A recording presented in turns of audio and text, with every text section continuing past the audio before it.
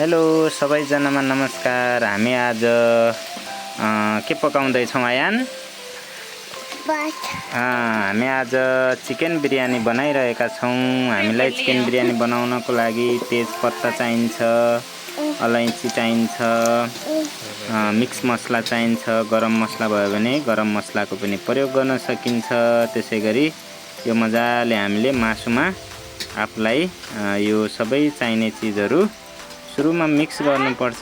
Mix गरिसकेपछि यसमा धनिया, गरम मसला, कश्मिरी मिर्च अनि त्यसै गरेर दही पनि हामीले राखेर मजाले अदुवा लसुनको पेस्ट पनि राख्न सक्छौँ हैन।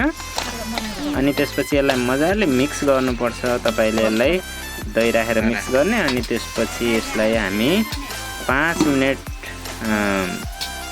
जति यसलाई मजाले मोलेर मिक्स गरेपछि करिब 1-2 घण्टा जति फ्रिजमा राखिदिनु पर्छ। फ्रिजमा नराखे पनि हुन्छ, अलिकति चिसोमा 1-1.5-2 घण्टा राख्नुपर्छ। त्यसपछि हामी आगो बाल्यौँ। आगो बालिसकेपछि के गर्यौँ आयान?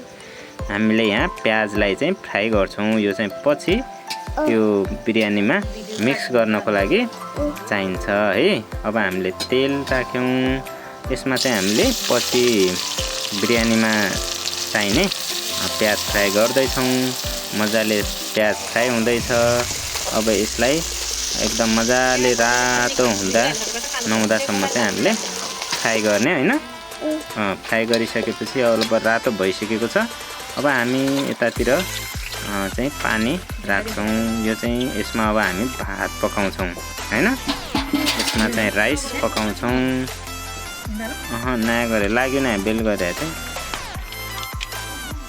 राइस पकाउँछौँ। राइसमा चाहिँ हामीले अब आवश्यकता अनुसार अलिअलि तेजपत्ता, दालचिनीको त्यो सुकमेलहरू राखेर मजाले भातलाई पकाउँछौँ। यो चाहिँ धेरै एकदम मजाले पाक्ने गरी राख्दैनौँ, अलिअलि पकाउँछौँ यसलाई हैन। त्यसपछि हामीले 2 घण्टा भइसकेको छ र यो मासुलाई चाहिँ अब तेलमा मजाले फ्राई गरेर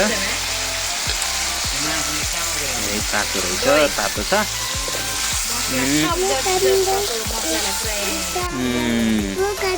यसलाई मजाले हामीले चाहिँ आगोमा पकाउँदैछौँ, ग्यासमा पकाउँदै हुनुहुन्छ भने के गर्ने, अलिकति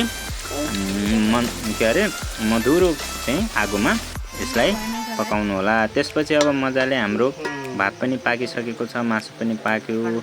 मासु र भातलाई एक लेयर गर्दै मजाले अघि त्यो जुन पकाएको त्यो प्याज थियो त्यसलाई पनि लेयरमा मिक्स गर्दै हामीसँग छ भने काजु किसमिसहरू अनि यो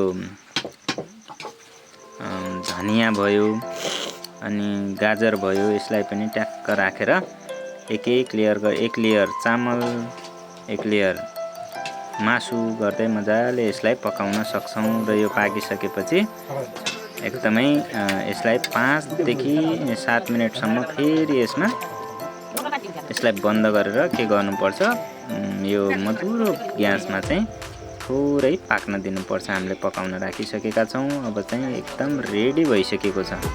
अब हामी खानालाई एकदम तयार भइसकेको छ। वाउ ल वाउ गर्नु खाने हैन ल। यो चाहिँ अब एकदम रेडी भइसकेको छ। अब हामीले यसलाई राइतो चाहिँ प्याज हैन, आफूलाई आवश्यकता अनुसार काँक्रो, अलिकति टमाटर राखेर दहीमा हामीले पनि बनाएका छौँ राइतो पनि, र मजाले खान सकिन्छ।